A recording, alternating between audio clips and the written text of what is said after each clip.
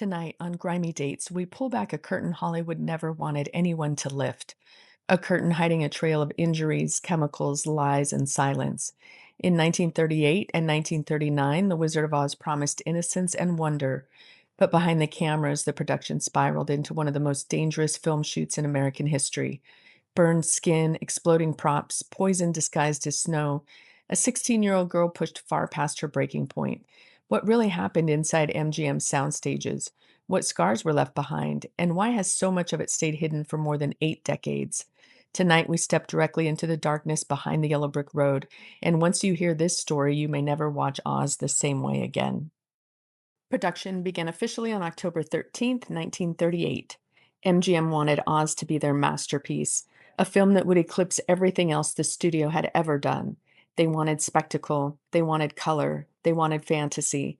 But the problem was that the technology to create that fantasy safely did not exist yet. Instead, what they had were improvised chemicals, experimental prosthetics, extremely hot lighting, and a belief that danger was simply a part of filmmaking. Even before the cameras rolled, warnings were ignored. Crew members raised concerns about the heat from the massive Technicolor arc lamps. These lamps reached temperatures of well over 100 degrees. Sometimes the studio floors grew so hot that set decorations melted, but MGM insisted the lights stay because Technicolor demanded brightness and brightness demanded heat. The first major casualty of this determination came in the form of Buddy Ebsen, the original Tin Man.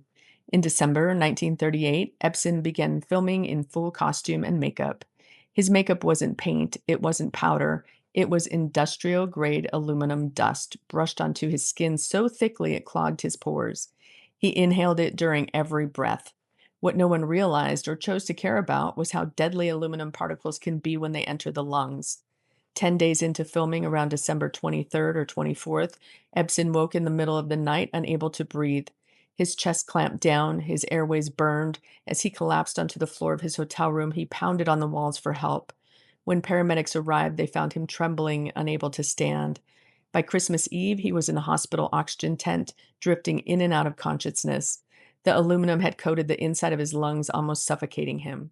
MGM executives visited briefly, not to check on him, but to inform him that he was being replaced.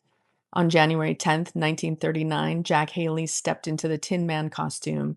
MGM never told Haley why Epson disappeared. They simply switched the powdered aluminum to a paste and continued filming.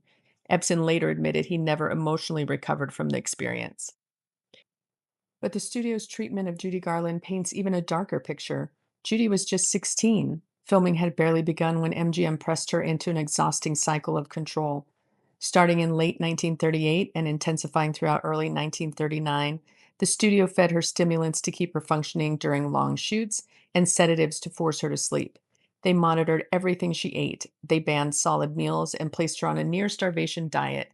They ordered her to bind her chest. They told her she wasn't beautiful enough, not skinny enough, not perfect enough. What we see on screen, the gentle smile, the bright eyes, the innocence, was performed under pressure no teenager should ever endure. She filmed much of Oz while anxious, sleep deprived, and controlled by a studio that wanted her to appear physically younger than she was. These demands marked the beginning of a lifelong struggle with substances, one that would eventually take her life. The darker tragedies were not emotional, they were physical, and they were violent. On February 10th, 1939, Margaret Hamilton, the Wicked Witch of the West, stepped into Munchkin Land set for her fiery exit scene. She was dressed in a costume layered in wool and fabric dyed deep black. Her green makeup was thick mixture of copper oxide and acetone, flammable ingredients that would today never be allowed near an open flame. The cue was supposed to be simple. Flames burst around her. The trapdoor opened. She dropped safely below the stage. But in one horrifying instant, everything went wrong.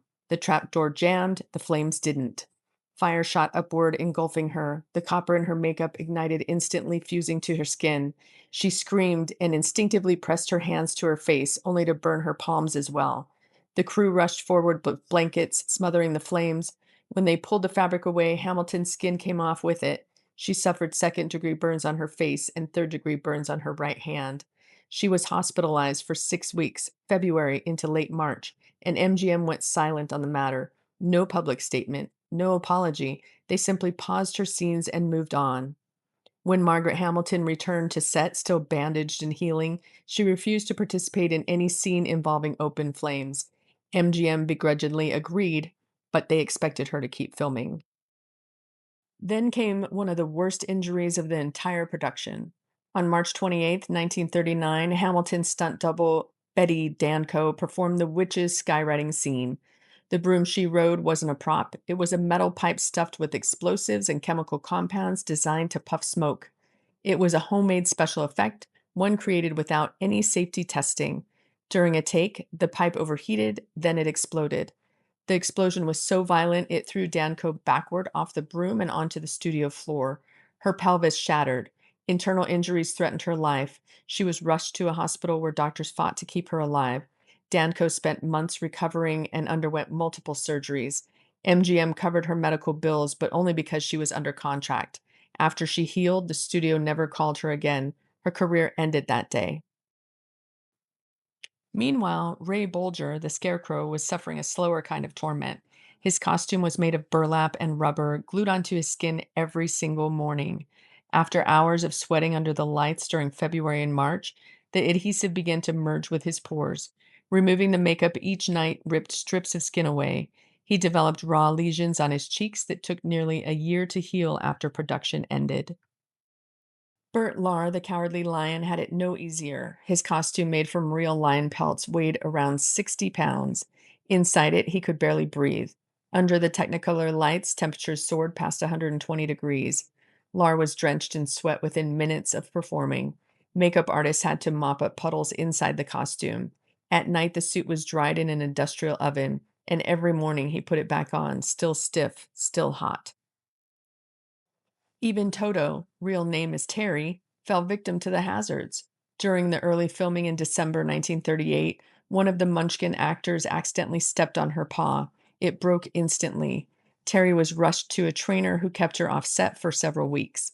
The dog had to relearn how to walk comfortably. MGM barely acknowledged the incident. The dangers got worse. During the poppy field scene filmed in February 1939, the production team needed snow. Real snow would melt under the lights. Soap flakes looked wrong on camera, so MGM used pure asbestos. Clouds of asbestos rained down on Judy, Ray, Jack, Bert, and crew members, and even the dog. The cast breathed it in for hours, unaware of the cancer risk. Today, asbestos exposure is linked to mesothelioma, lung cancer, and asbestosis. Back then, it was considered cheap and effective. The Wizard of Oz also featured America's first horses of a different color. To achieve this effect, filmed in April 1939, MGM used industrial dyes. These corrosive dyes were mixed with iodine and alcohol. They painted the horses quickly and filmed faster because the dye rubbed off onto everything the horses touched. Handlers had to physically restrain the horses to keep them from licking the chemicals. City scenes were chaotic, rushed, and stressful for everyone involved. And then came the flying monkeys, perhaps the production's most notorious hazard. In May 1939, between the 15th and the 27th, dozens of actors were strapped into harnesses connected to piano wires suspended high above the soundstage. These wires were thin, brittle, and repeatedly snapped. One performer plummeted more than a dozen feet, breaking his leg. Another cracked multiple ribs. A third actor fell headfirst and suffered a concussion. MGM paid settlements quickly, quietly, and demanded the actors to keep silent. In addition to the monkeys, several Munchkin actors endured injuries from overcrowded sets, heavy costumes, unstable platforms, and rough choreography. Their voices were dubbed over. Their pay was minimal. Their contracts were strict. Many later said they never felt safe on the Oz set. Crew members didn't fare better. Technicians fainted from heat. Electricians were shocked when wires overloaded.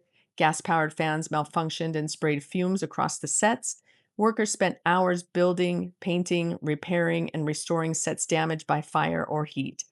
Most of them worked 14 to 16-hour days with no overtime pay. Through all of this, MGM kept filming. They didn't slow down. They didn't revise safety standards. They didn't pause to reconsider their approach to dangerous effects. They simply replaced injured workers, patched up the wounded, and demanded silence. The film premiered on August 12, 1939, to thunderous applause. Audiences saw magic, they saw color, they saw beauty, They saw a world that glowed with wonder, but they didn't see the burned skin, the broken bones, the chemicals breathed in, the animals injured, or the pressure placed on a teenage girl who became an icon but paid dearly for it. The Wizard of Oz became a masterpiece, but behind its magic lives a story of sacrifice, injury, and suffering that Hollywood kept hidden for decades. A story of a film that was not merely created, but endured. Tonight on Grimy Dates, we've walked through the road behind the road. We've stepped into the heat, the fire, the dust, the chemicals, and the shadows of a film that cost more than audiences ever knew. The Wizard of Oz was built on the backs of people who pushed through pain for the sake of the art, and many ever received recognition for what they endured.